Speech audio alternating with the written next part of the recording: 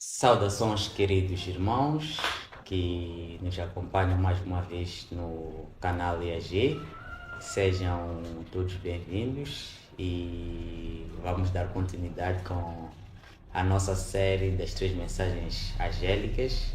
E como ficamos ainda de fazer o fecho desta segunda mensagem, esta é a terceira parte, onde nós vamos fechar esta segunda mensagem para que possamos ter uma compreensão ainda melhor. Como de costume, estou aqui com o irmão Edson, que vou convidar também para saudar os irmãos.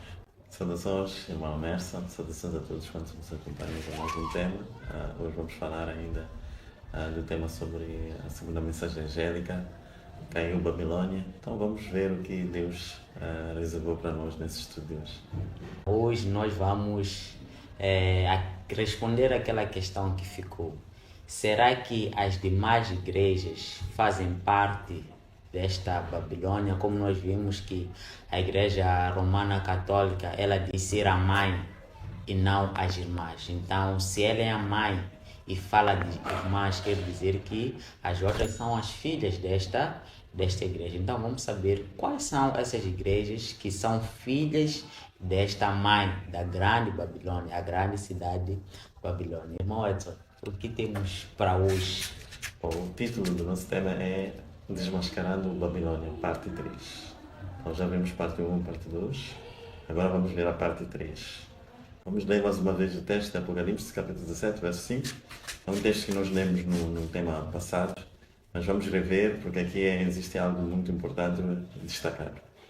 Diz o seguinte: e na sua fronte estava escrito um nome simbólico, a grande Babilônia, a mãe das prostituições e das abominações da terra. Então aqui nós entendemos que a Babilônia, que muito bem dissemos no tema passado, que representa o papado, ela é mãe das prostituições. Então toda mãe tem filhas ou filhos, ok? Então neste caso, se ela é mãe e ela é mulher, mulher é símbolo de igreja. Então nós entendemos que ela tem suas igrejas filiais, tem as suas filhas, ok? Então vamos ver de fato quais são essas filhas da Babilônia. Mas antes de nós compreendermos esta questão, precisamos saber qual é a origem das filhas, daquelas que hoje chamamos filhas da Babilônia. Nós entendemos quando estudamos no tema passado que o período que havia sido previsto na Bíblia da supremacia do papado seria de 1260 anos, que partiria do ano 538 até o ano 1798. Bom, em Daniel capítulo 7, verso 25, nós encontramos a descrição deste período da seguinte forma: e proferirá palavras contra o Altíssimo, e destruirá os santos do Altíssimo, e cuidará de mudar os tempos e a lei.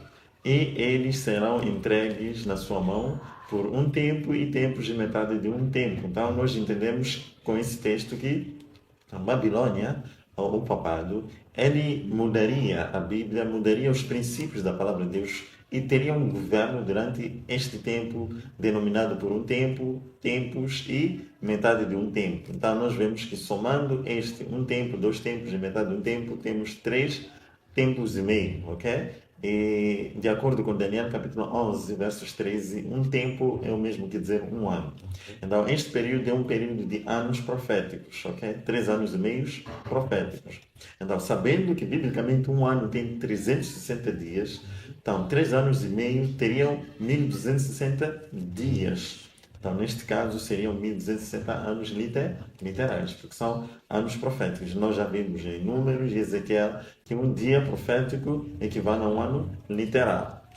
Em Apocalipse 11, versos 12, também encontramos a redundância deste período, mas usando uma outra forma de designação. Ou seja, e deixa o átrio que está fora do templo, e não o meças, porque foi dado às nações, e pisarão a cidade santa por 42 meses. Se nós formos a ver, todos os textos falam sobre uma atitude dos gentios, dos pagãos, ou seja, nesse caso do papado, contra aquilo que seria o governo divino durante este tempo. Agora, 42 meses, como é que nós podemos traduzir este tempo em um tempo literal? Nós sabemos que um mês tem 30 dias. Então, 42 meses, num cálculo simples, seriam 1260 dias proféticos, que traduzindo, segundo Números, em Ezequiel, encontraríamos 1260 anos literais, que é o mesmo período predito lá em Daniel capítulo 7, versos 25. Agora, em Mateus capítulo 24, versos 22, Jesus Cristo fala da grande tribulação que aconteceria durante este período dos 1260 anos. Mas há algo que Jesus diz que nos chama muita atenção. Versos 22. E se aqueles dias não fossem abreviados, nenhuma carne se salvaria, mas por causa dos escolhidos serão abreviados aqueles dias. Para dizer que o período das trevas morais, trevas espirituais, se fosse estendido mesmo para 1260 anos, não haveria mais ninguém aqui na Terra que pudesse ter fé em Deus, porque Satanás estava tão errado com os fiéis que ele, quando levantou esse sistema do papado, era para desenregar tudo quanto fosse verdade. Mas Deus, por sua misericórdia, permitiu com que este período fosse abreviado. Então, nós como é que podemos ver a abreviação deste período? Antes, vamos ler o que nos diz a Serva do Senhor no livro Grande Conflito. A perseguição da igreja não continuou durante o período todo dos 1260 anos. Deus, em misericórdia para com o seu povo, abreviou o tempo de sua dolorosa prova, predizendo a grande tribulação a sobrevir à igreja, disse o Salvador. Se aqueles dias não fossem abreviados, nenhuma carne se salvaria, mas por causa dos escolhidos serão abreviados aqueles dias. Mateus 24, 22. Pela influência da reforma, a perseguição veio a termo antes de 1798. Então aqui nos é dado um dado muito importante, okay? Uma referência muito importante. Foi pela influência da reforma que Deus permitiu o abreviar dos 1260 anos. Então a reforma trouxe à luz das Escrituras que havia sido ofuscada pelo sistema papal através da Igreja Católica na Idade Média. Agora, se nós formos a ver este quadro profético que apresentamos aí no slide, nós vamos ver claramente que Deus veio trabalhando de tempos em tempos, século após século, a partir do momento em que trouxe à luz as trevas que a Igreja Católica havia trazido sobre a Terra. A partir dos anos 1300, concretamente 1370, John Wycliffe levantou, vamos dizer, aquilo que é a luz em meio a trevas. Fazendo o quê? Traduzindo a Bíblia do latim para o inglês, dando autoridade à Bíblia acima das tradições da Igreja cristã. Nós sabemos muito bem que este John Wycliffe, ele defendia muito a autoridade que as Escrituras tinham acima daquilo que são as tradições da Igreja Católica. Como a Igreja Católica diz que as tradições estão acima da Bíblia. Mas ele, sendo alguém que surge da Igreja Católica, que foi formado na Igreja Católica, ao estudar a Bíblia, ele percebeu que não. O contrário é verdade. A Bíblia tem toda a autoridade acima de qualquer tradução aqui na Terra. E nós podemos perguntar por que é que a Bíblia só foi traduzida para o inglês a partir do ano 1370. O sistema católico, eles mantinham a Bíblia em latim e em grego, o que fazia com que apenas os eclesiásticos é que tinham acesso à Bíblia. Somente eles podiam estudar a Bíblia. E o povo comum não tinha essa educação de estudar o latim ou o grego. Então a Bíblia ficava sem interpretação para as pessoas comuns, porque se não entendessem a língua que está escrita, não entenderiam o que estava ali na Bíblia. Então a primeira coisa que Deus fez foi permitir que a Bíblia pudesse ser lida pelas pessoas da Inglaterra, onde é originário o John Wycliffe. Então as pessoas da Inglaterra, quando ele traduz, elas começam a ter acesso à Bíblia e começam a perceber o que a Bíblia diz, porque antes eles ouviam a interpretação que a igreja dava da Bíblia. Por isso lá em Amós,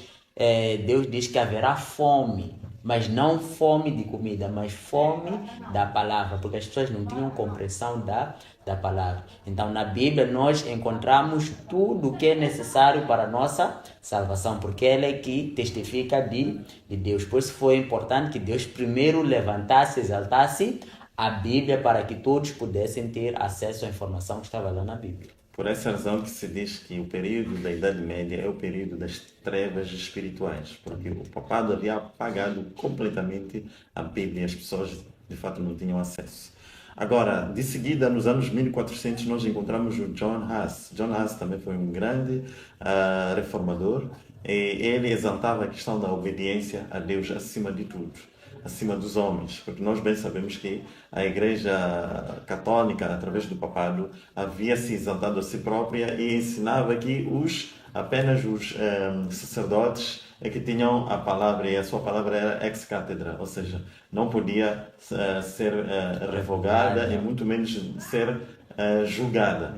O que o Papa diz é isto e todo mundo tem que seguir. Mas John Huss, estudando as Escrituras, que era um grande seguidor, por acaso, do Wycliffe, porque estudou também os livros do Wycliffe, estudou a Bíblia traduzida pelo Wycliffe, ele entendeu que a obediência a Deus está acima de tudo. E nos anos 1500, nós encontramos concretamente no ano 1517, o Martinho Lutero. Este que teve um grande impacto na reforma, tanto que até se diz que a reforma iniciou com ele, mas na verdade Deus já vinha trabalhando através dos seus servos anos antes. Em 1517 nós vemos Martinho Lutero exaltando o princípio bíblico da salvação pela graça. E é daí onde as pessoas perceberam que não são salvos porque vão ao confessatório diante do sacerdote Ou para fazer poder alguma ou penitência. fazer alguma penitência ou alguma coisa que possa se fazer para permitir com que a pessoa leve pouco tempo no purgatório, como eles ensinavam. Então ele percebeu isto, que não somos salvos pela graça nos méritos de Jesus e não da Maria e de nenhuma outra entidade, até porque Maria está morta, mas Jesus morreu e ressuscitou e está vivo. Então ele, percebendo isto, exaltou este princípio bíblico de salvação pela graça. E não só nos anos seguintes, muitos, por causa da reforma de Martinho Lutero, nos países afora. O impacto da reforma de Martinho Lutero não foi apenas na Alemanha, onde ele de fato era nascido, mas teve um impacto em toda a Europa, por essa razão que é uma grande referência do início da reforma protestante. E é importante também frisar que o Martinho Lutero, ele deu um grande golpe no catolicismo através das 95 teses que ele colou na porta da igreja de Wittenberg.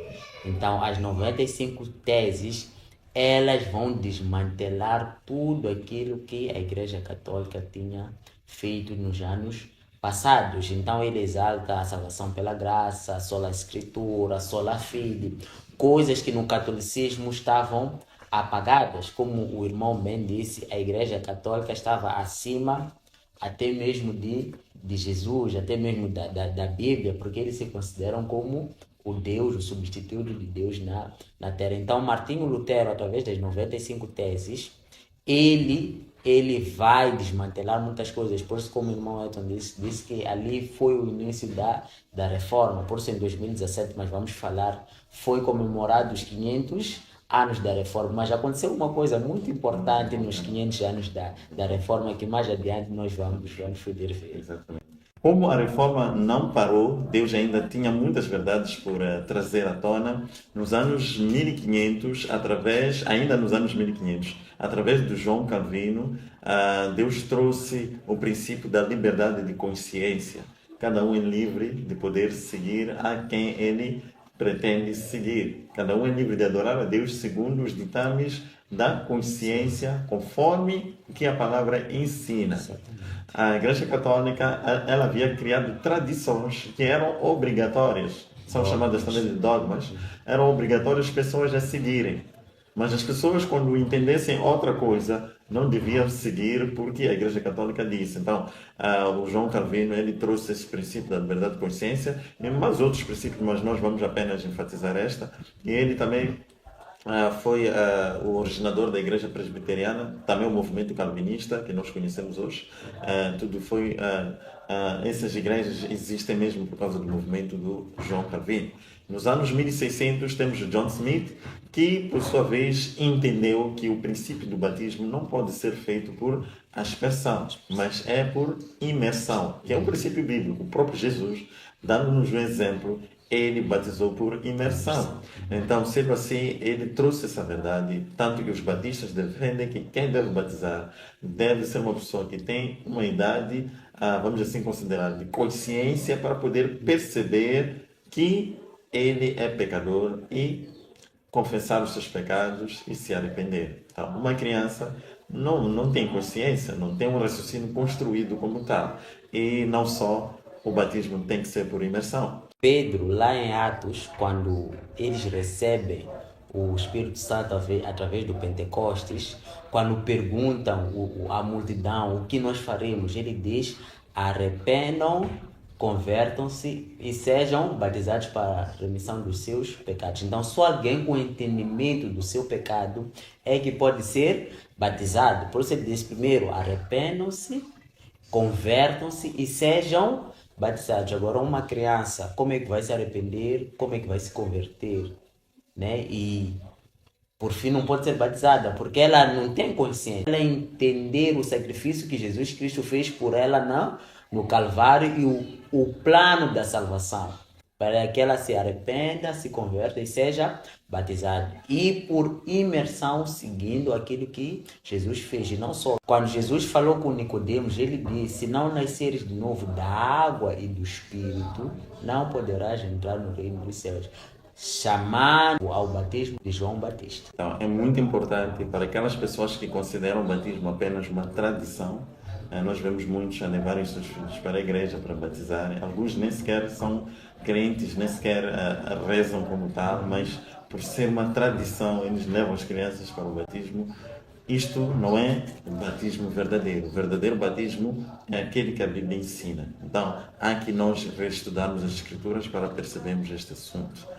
E nos anos 1700, concretamente 1705, John Wesley, não é? Que é o fundador da Igreja Metodista, ele ensinou que existe uma relação pessoal entre o crente e Jesus Cristo, em uma vida prática de conversão a Jesus. Então, é questão do crescimento em Cristo. Então, é um princípio muito válido, muito importante para todos os cristãos, que infelizmente foi perdido de vista até nos dias de hoje. Mas nós precisamos ter uma experiência com Cristo, através de uma vida devocional com Cristo, uma vida de oração constante a Cristo.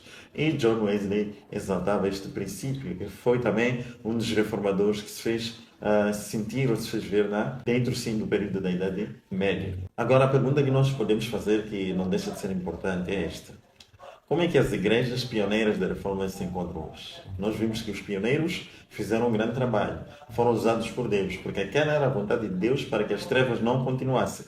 Mas será que essas igrejas ainda retêm a reforma? Será que elas ainda assumem que a reforma continua? Ou já apagaram a reforma? Bom, a Bíblia vai nos responder. Antes de nós irmos a fundo, vamos ler o que diz Apocalipse 3, nos versos 9 e 10, acerca da carta à igreja de Filadélfia. Entendamos, as cartas às igrejas também referenciam as 7 fases da igreja, que são 7 igrejas. E a igreja da Filadélfia é a 6ª igreja, significa que refere-se à 6ª fase da igreja, que é uma fase muito importante, que depois vamos falar aqui sobre a sua importância. Agora, nos versos 9 nos é dito o seguinte: eis que eu farei aos da sinagoga de Satanás, aos que se dizem judeus e não o são, mas mentem. Eis que eu farei que venham e adorem prostrados aos teus pés e saibam que eu te amo. Como guardaste a palavra da minha paciência, também eu te guardarei da hora da tentação que há de vir sobre todo o mundo, para tentar os que habitam sobre a terra. Agora, se nós lemos e atentarmos esse texto, nós vamos ver que, primeiro, Deus aqui nos diz que existem sinagogas de Satanás. Sinagoga é igreja.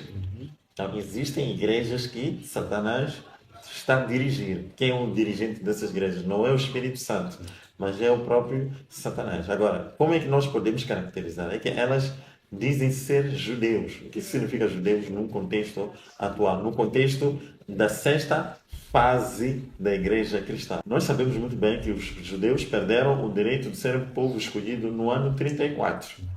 E o livro de Apocalipse foi escrito para o tempo do fim. Então, com certeza, a referência não é para os judeus como nação, mas refere-se aos judeus num contexto daqueles que temem a Deus, daqueles que dizem temer a Deus. Então, os judeus, nós podemos colocar no lugar da palavra judeus como cristãos, aqueles que se dizem cristãos, mas mentem, porque não são. Não são cristãos, mas mentem. O que significa ser cristãos? A Bíblia nos ensina, em primeira carta de João, capítulo 2, verso 6, que se vocês dizem estar nele, importa que andem como ele andou. Então, nós temos que andar como Jesus andou. Nós temos que seguir os passos de Jesus. Isso é que significa ser verdadeiramente cristão. Então, aqueles que se dizem ser cristãos, mas não seguem os passos de Jesus, não seguem as orientações que Jesus dá através da sua palavra, são falsos cristãos e, na verdade, suas igrejas são sinagogas de Satanás. Mas o Senhor diz que Ele virá e fará com que estes tais possam se prostrar diante daqueles que adoram a Deus em espírito e em verdade. Vão se prostrar aos seus pés. Porque Deus ama aos seus fiéis. E diz mais, como os fiéis guardaram a palavra da paciência de Jesus, também o Senhor os guardará na hora de tentação que há de vir sobre o mundo. Que hora de tentação que viria sobre o mundo? A hora em que Deus traria toda a verdade sobre a terra, toda a luz completa sobre a terra. Então, aqueles que fossem falsos cristãos, que mentissem, eles seriam, em algum momento, desvendados. Seria revelada a sua verdadeira natureza, que de facto eles não são cristãos.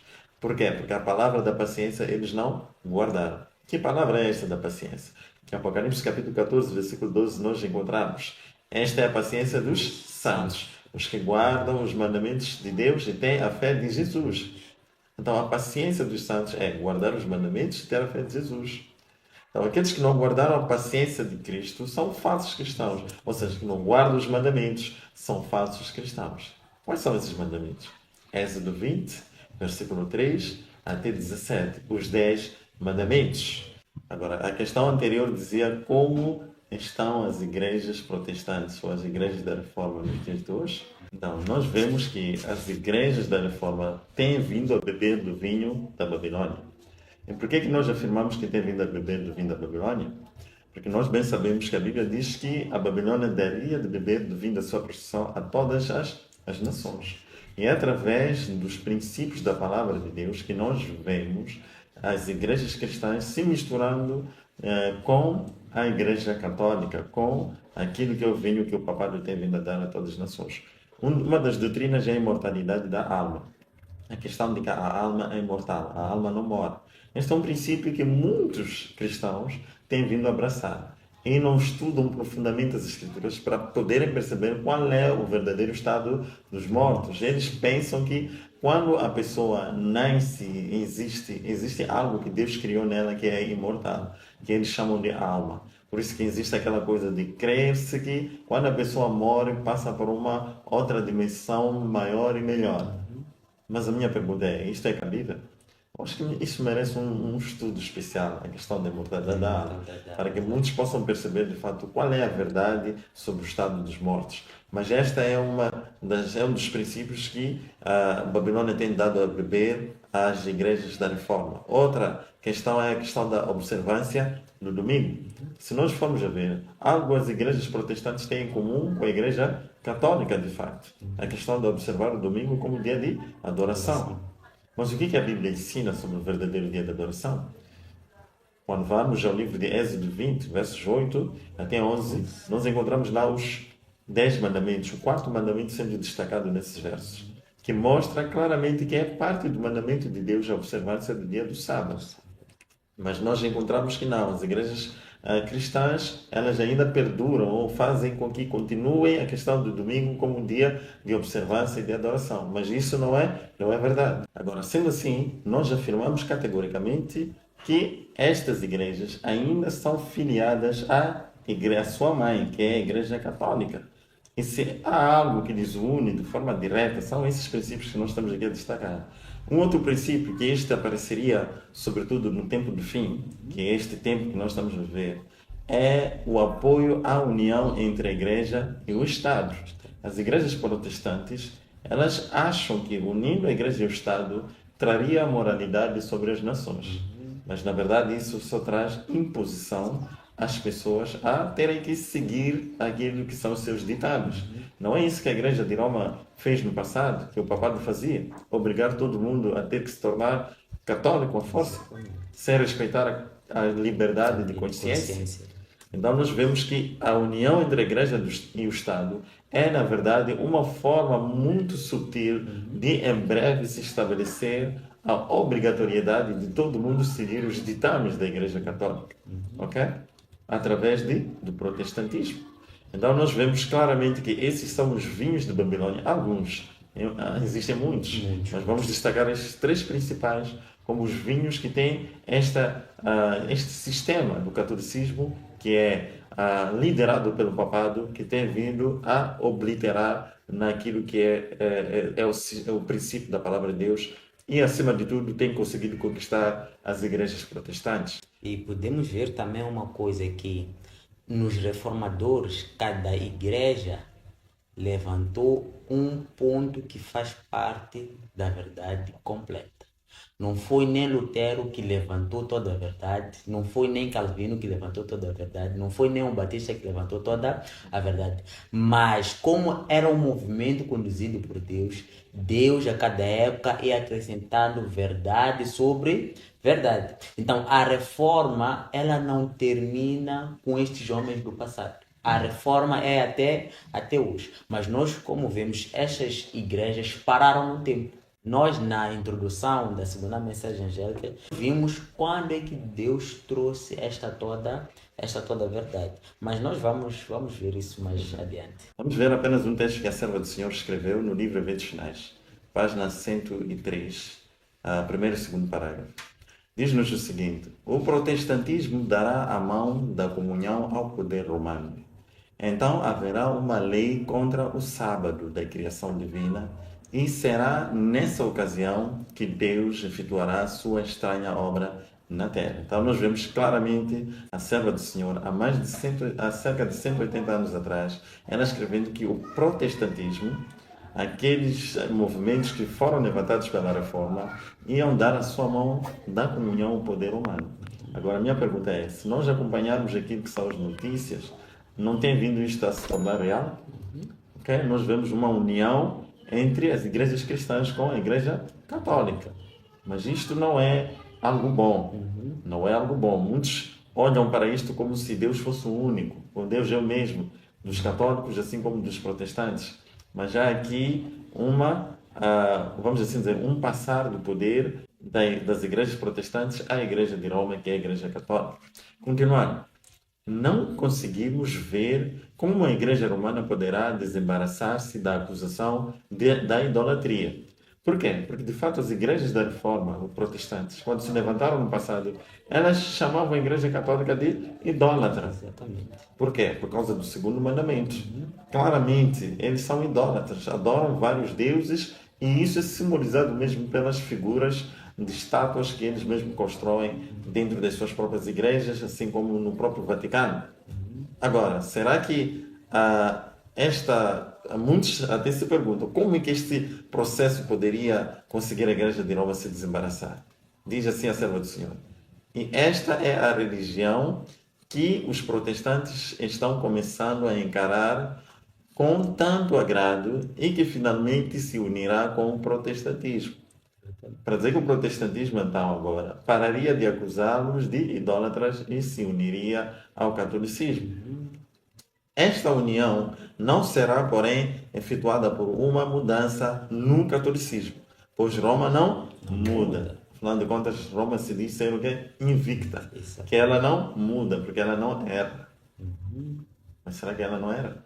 Aliás, ela é um erro. Na verdade, o sistema católico nunca devia existir como cristianismo. Devia existir sim como movimento pagão, mas não como cristianismo. Então, eles colocam essa questão de que eles não mudam. Então, quem terá mudado? Continuando a leitura. Ela declara possuir infalibilidade. É o protestantismo que mudará. A adoção de ideias liberais de sua parte o conduzirá ao ponto em que possa apertar a mão ao catolicismo. O protestantismo é que vai ceder, o catolicismo não. Então é exatamente isso que nós vemos. Claramente, esses movimentos nos nossos dias têm vindo a se fazer sentir. Todo o sistema, todo o cristianismo está a dar a sua mão ao catolicismo. Eles estão afirmadamente a dizer que não existe nenhuma diferença entre o protestantismo e o catolicismo. E estão a dizer ainda mais que nós todos somos católicos. Essas afirmações nós podemos ouvir por aí. Exatamente. Agora, irmão Emerson, tens algo a dizer sobre isso? Muito bem. Há algum tempo era impensável que um dia a Igreja Romana e o protestantismo pudessem se dar a mão. Mas nós vemos aqui neste artigo que vemos luteranos e católicos assinam declaração conjunta pelos 500 anos da Reforma. Pedimos perdão pelas formas como os cristãos se ofenderam mutuamente. Então quer dizer que estão a pedir desculpas pelas acusações que eles fizeram contra a Roma, o chamando de idólatras, anticristos e a besta que surge do mal. Agora eles estão a pedir perdão ao quê? A Igreja Romana. É o que a profetisa de Deus disse, que não será a Igreja Católica que vai mudar, mas os protestantes iriam até a mãe e pediriam o quê? Desculpas. É o que está acontecendo. Por isso a Igreja Católica diz que não somos nós que devemos voltar, mas vocês que venham de onde saíram. Então, a união descrita na Bíblia e o que a profetisa de Deus diz está a se concretizar nesses dias. Os 500 anos de reforma foram feitos em 2017. Então, todos são católicos, todos voltaram à mãe. Porque o que é ser protestante? É protestar contra as coisas que estão erradas. Então, como nós vimos, eles beberam sobre a imortalidade da alma e também sobre o pilar que a Igreja Romana Católica diz que é a santidade do domingo. Eles dizem que esta é a marca da autoridade de quem? Da Igreja Católica. Por isso, no primeiro concílio do Vaticano, ali a Igreja Católica disse: se vocês são protestantes, que guardem o sábado e não o domingo, porque essa é a marca do nosso poder. E ali os protestantes tiveram uma oportunidade para guardar o verdadeiro dia, mas assim não o fizeram, porque eles não guardaram o espírito dos seus fundadores, o John Wycliffe, o Lutero, que ao descobrir uma verdade, eles logo seguiam essa verdade.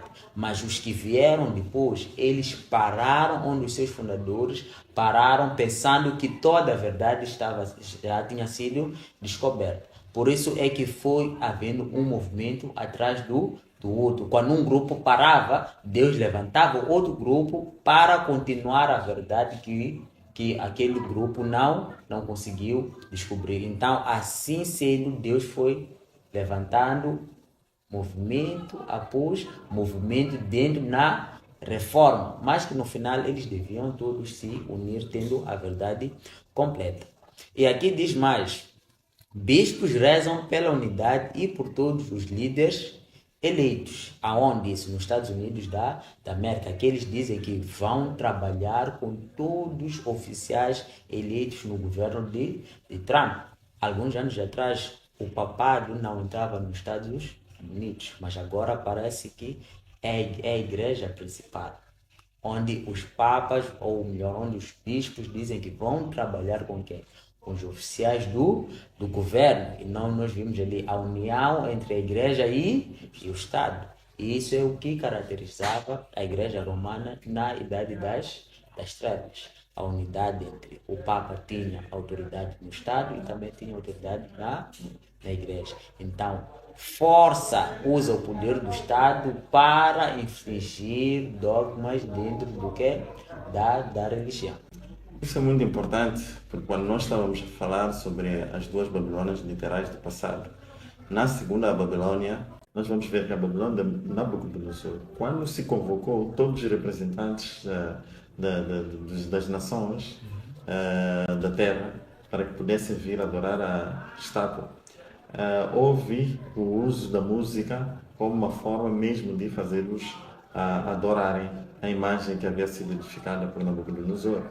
Não diferente, este arauto do papado também usa da música para poder reunir a todos, de modo que possam adorar a imagem besta. Existe uma música que é característica dos cristãos evangélicos, que é conhecida como a música gospel. E conforme nós vemos aí no artigo, a origem da música gospel é nos Estados Unidos, através mesmo das igrejas cristãs dos Estados Unidos. Agora, o que isso pode vir a nos indicar? Nós bem sabemos claramente que quando os profetas de Baal queriam pedir a descida do fogo para que consumisse o sacrifício, eles dançavam. E no processo de sua dança, dançavam, caíam, aleijavam-se, faziam todo tipo de movimento estranho. Tudo isso para invocar as suas falsas divindades. Ok? Por mais que eles não tivessem tido êxito, porque Deus impediu, nós sabemos que estes daqui usam do mesmo sistema para poder falsificar. E conforme nos mostra o vídeo a seguir, nós podemos ver claramente como este sistema opera.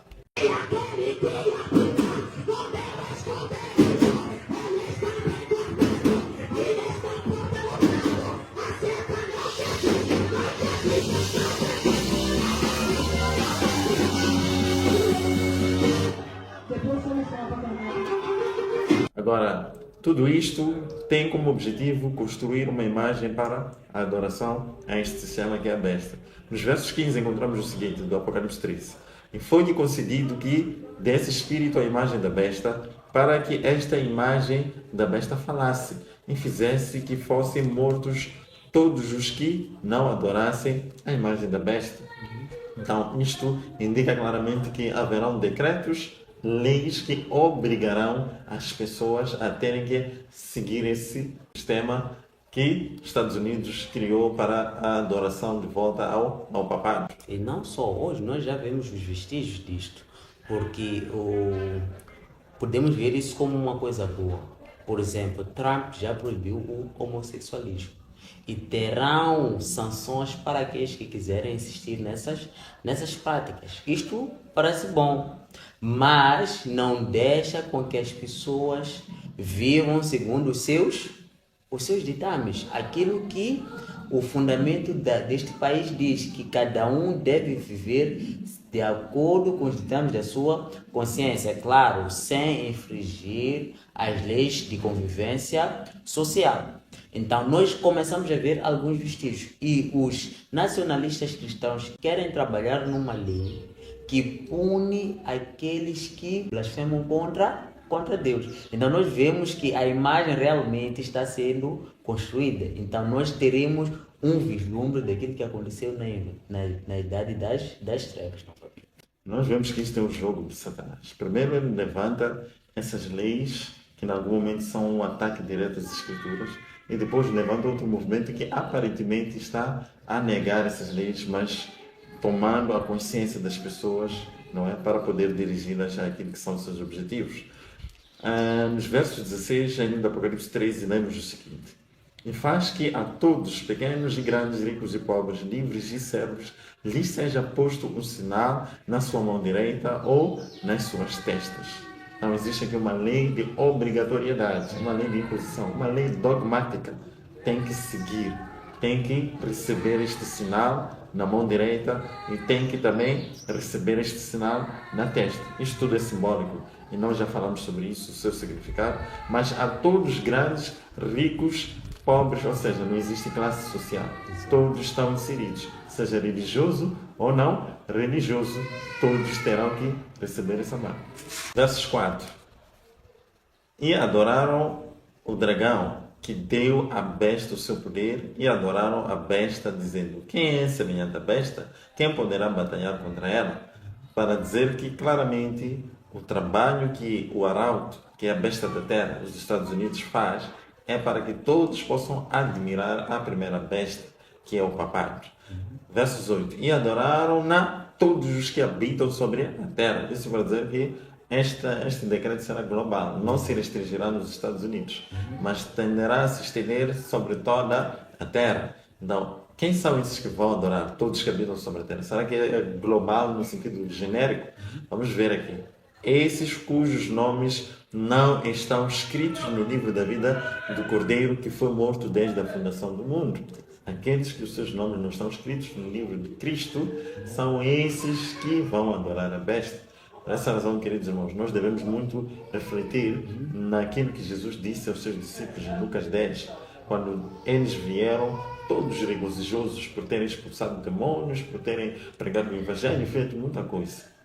Então Jesus disse, tudo bem, o que vocês fizeram, tiveram êxito, portanto, prestem atenção.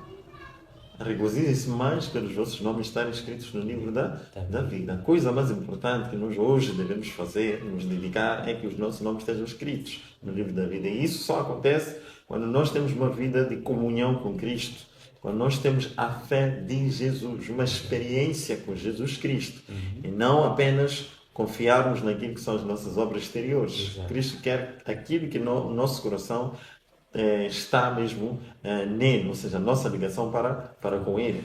Agora, tem uma punição para os que não se submetem a este sistema. Então, nós conseguimos ver claramente que estes decretos serão decretos que, por sua vez, serão decretos punitivos.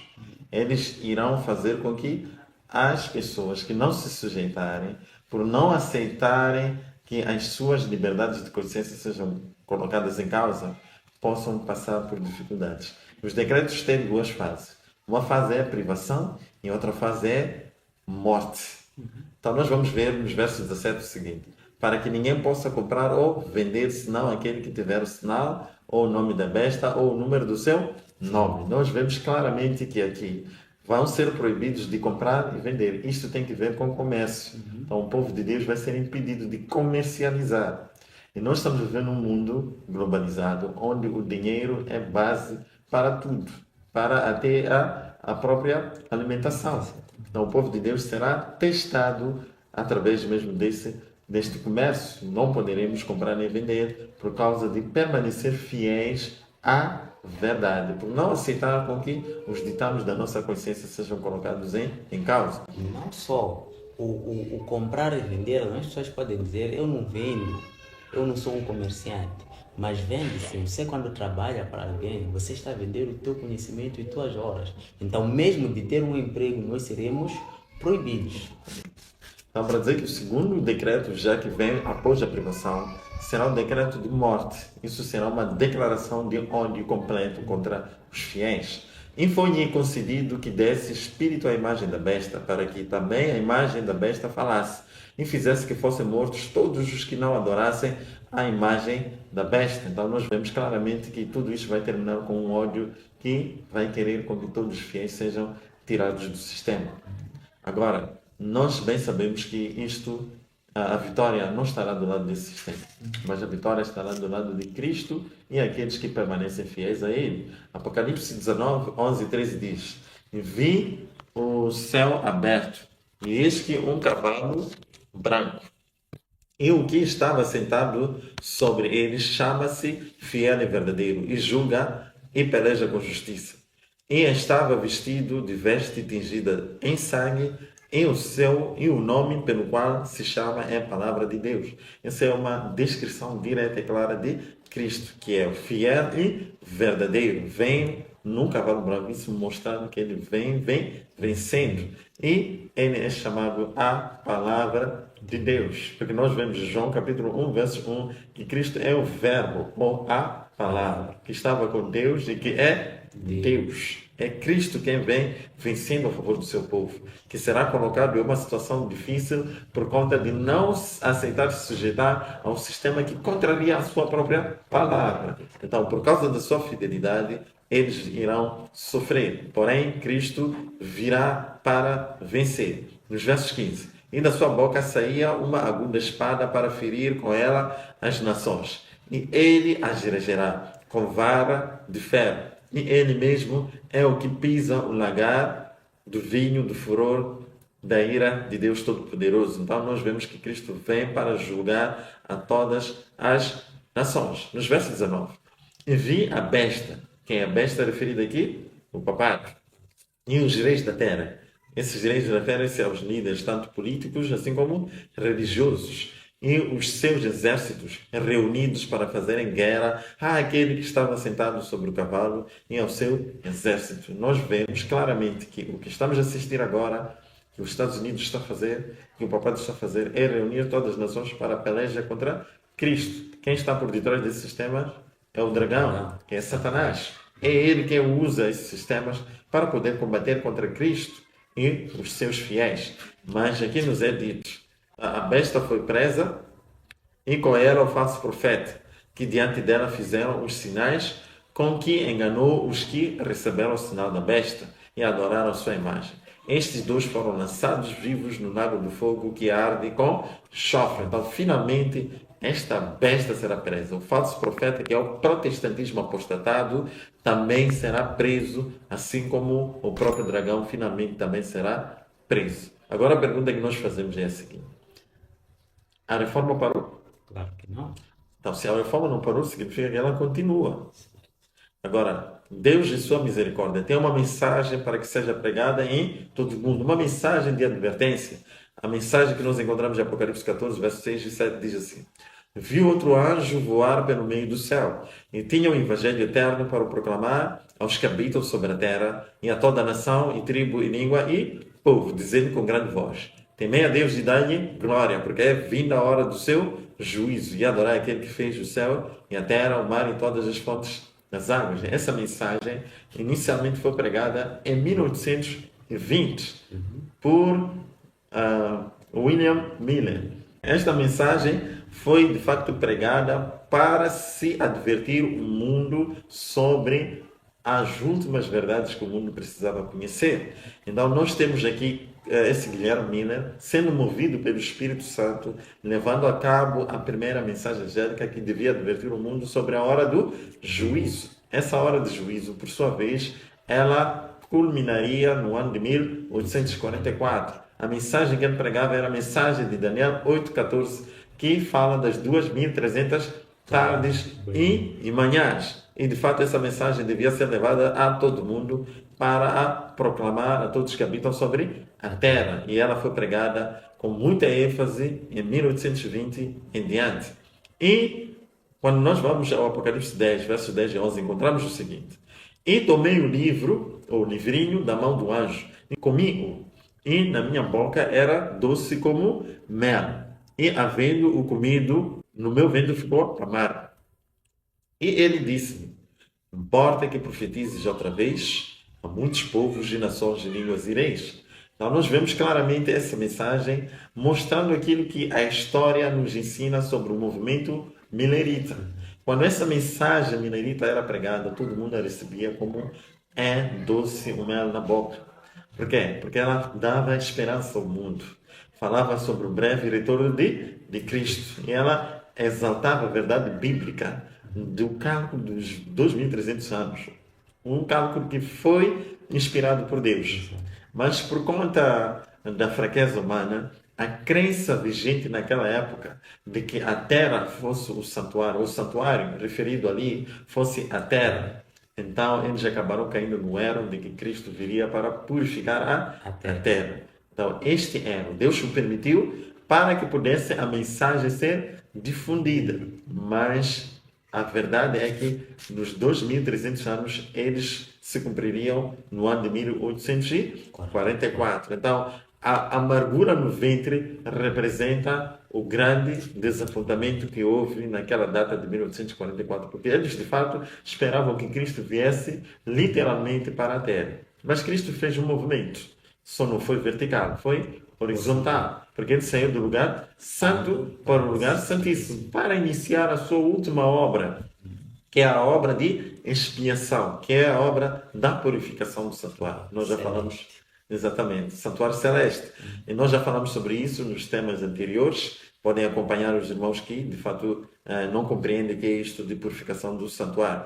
Mas, claramente, isso nos mostra que esta era a mensagem que apontava ao povo do Advento, não é? O último movimento protestante que foi levantado sobre a terra. Mas depois do grande desapontamento, será que a reforma tinha que parar porque houve desapontamento? Quando nós vemos os versos 11, nós vamos ver que importa que profetizes outra vez a todas as nações, tribos, línguas e povo. Por quê? Porque faltavam ainda duas mensagens por se proclamar. A segunda e a terceira mensagem angélica precisava ser proclamada a todas as nações, tribos e línguas a partir do ano de 1844, conforme nós vemos aqui no nosso quadro profético, não é? Que a reforma continua. E ela não parou em 1844, continuou e deve continuar hoje até que Cristo volte. No quadro profético nós encontramos dos anos 1578 até 1798 foram previstos como anos das trevas espirituais, não é? Mas Deus, por sua misericórdia, permitiu que até 1300 as trevas pudessem brandar e a luz pudesse ser ascendida ou erguida. Então nós vemos que a reforma protestante inicia nos anos de 1300, ela vai até 1844, mas não para. Ela, na verdade, toma mais força, porque é a partir dali onde a segunda e a terceira mensagem angélicas, que são as últimas mensagens de advertência, devem ser levadas ao mundo até hoje e até a volta de Cristo. Então, a partir de 1300 até hoje e até a volta de Cristo, é um período da luz sobre a Terra. Muito bem.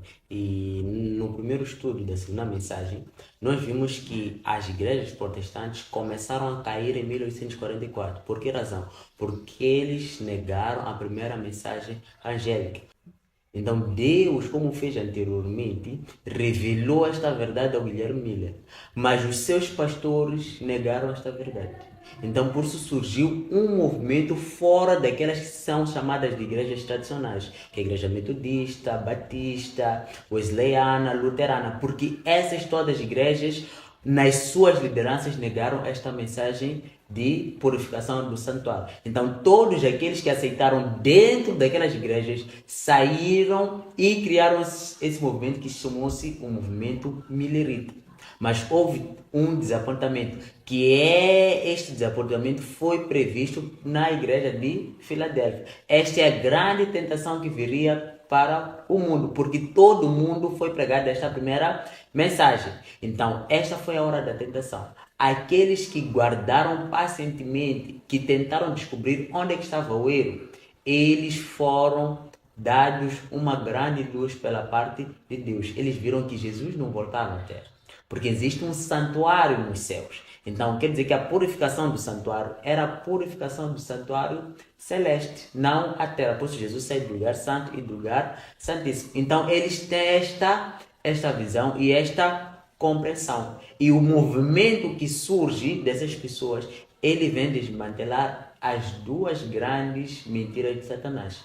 Que primeiro é a guarda do sábado e também o advento de Cristo, que joga por terra a imortalidade da alma, que nós morremos e aguardamos a segunda vinda de Cristo para nos levar em forma corpórea para o céu. Então, o movimento que Deus levanta, só o nome, que é Adventistas do Sétimo Dia, ele já joga por terra os grandes enganos de Satanás, que é a imortalidade da alma, através do advento de Cristo, que vem nos levar de forma corpórea, e também a guarda do sábado, do sétimo dia semanal, que é o sábado e não o domingo, que é o primeiro dia da semana. Então nós vemos que realmente aquelas igrejas tradicionais, que nós chamamos de igrejas tradicionais, eles começaram a experimentar a queda em 1844 e até hoje elas estão a cair, e elas estão prestes mesmo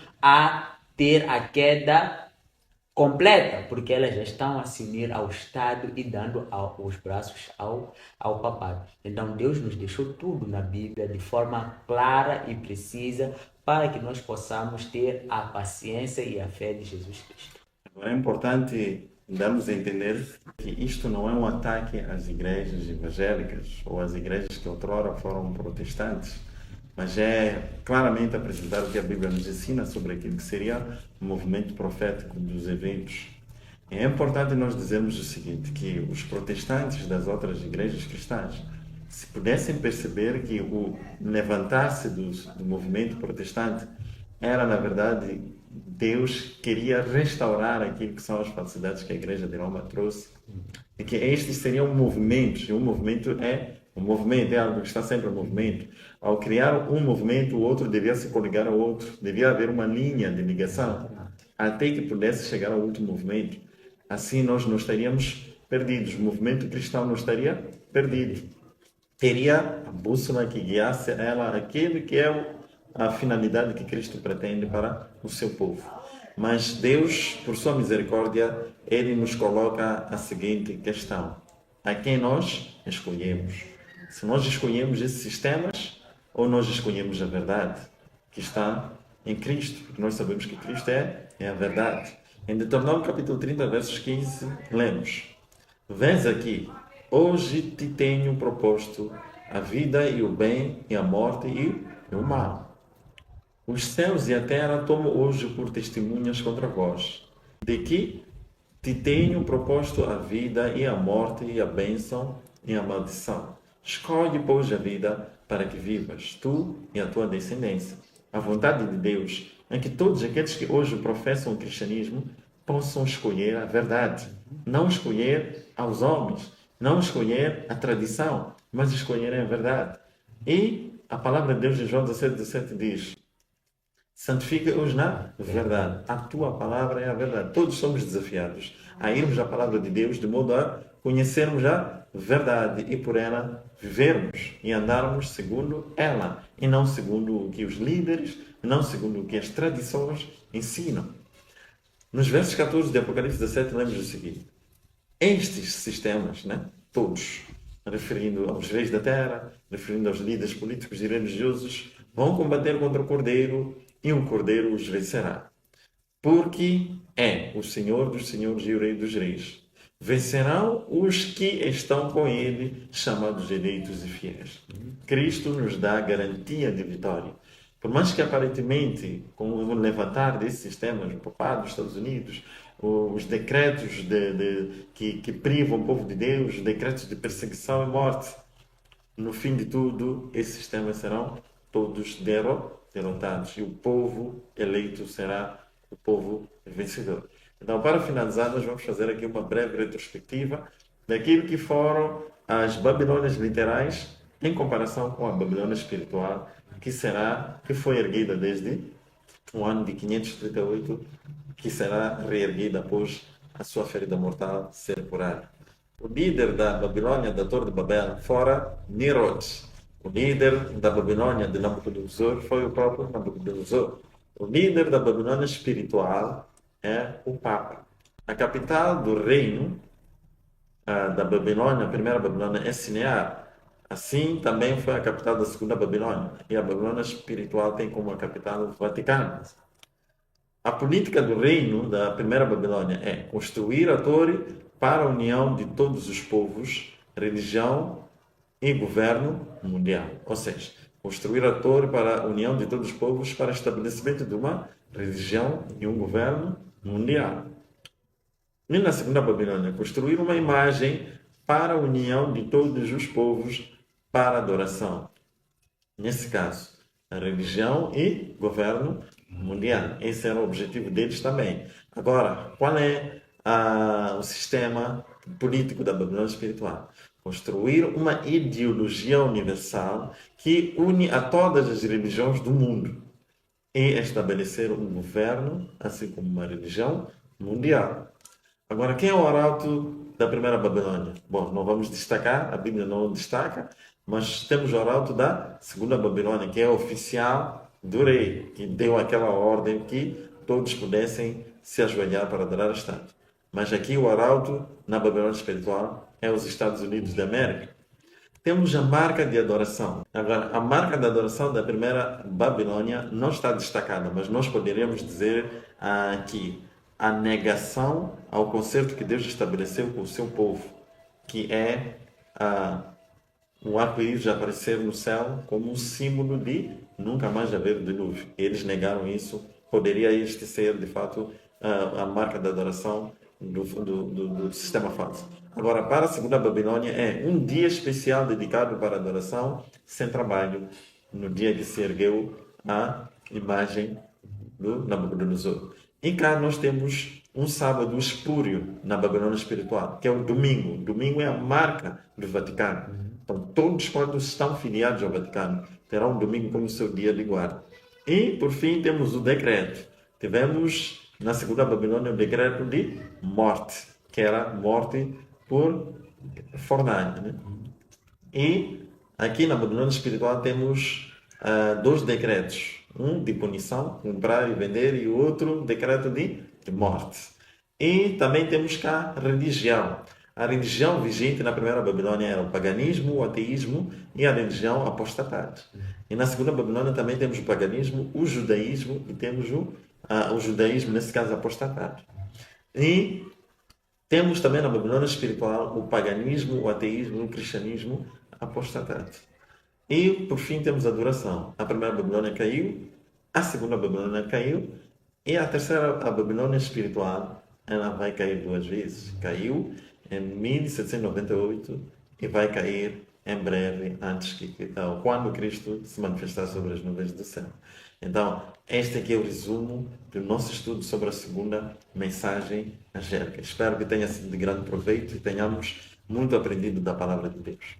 Muito bem. Espero que a segunda mensagem tenha sido entendida.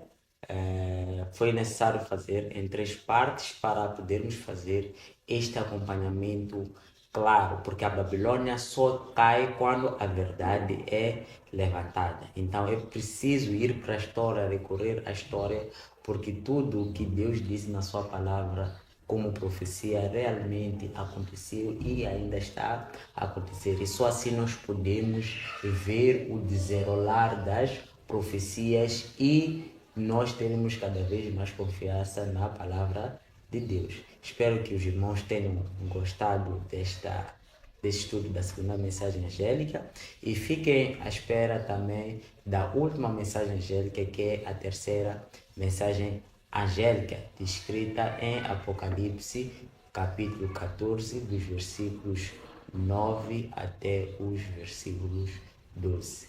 Então, até a próxima.